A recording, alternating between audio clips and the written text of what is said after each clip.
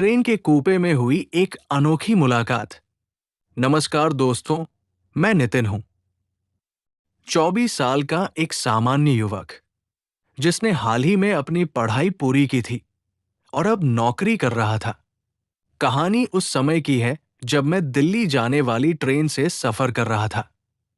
मेरा ticket first AC के एक छोटे से कूपे में था, जहां केवल 2 यात्रियों के लिए जगह थी। कुछ देर बाद मेरी ट्रैवलिंग पार्टनर वहां पहुंची। उसका नाम चांद था।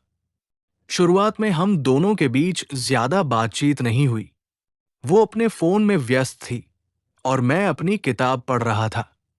कुछ घंटे बाद उसके फोन की बैटरी खत्म हो गई। उसने फोन चार्जिंग पर लगाया और मेरे पास बैठकर बातचीत शुरू कर दी।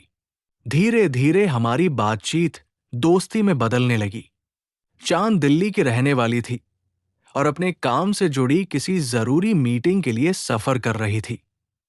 वो काफी आत्मविश्वासी और खुशमिजाज लड़की थी।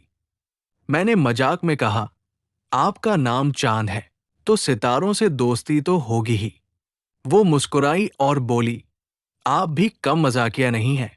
उस एक वाक्य के बाद हमारी बातचीत और सहज हो गई।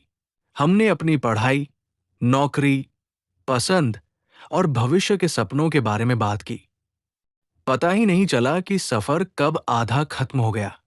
रात हो चुकी थी। दोनों अपनी अपनी सीट पर आराम करने की तैयारी करने लगे। सोने से पहले चांद ने कहा, आज का सफर काफी अच्छा रहा।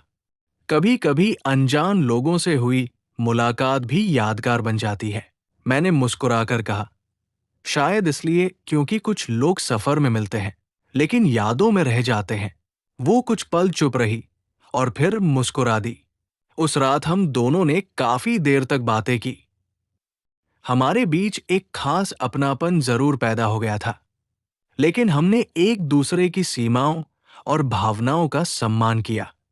सुबह ट्रेन दिल्ली पहुंचने वाली थी।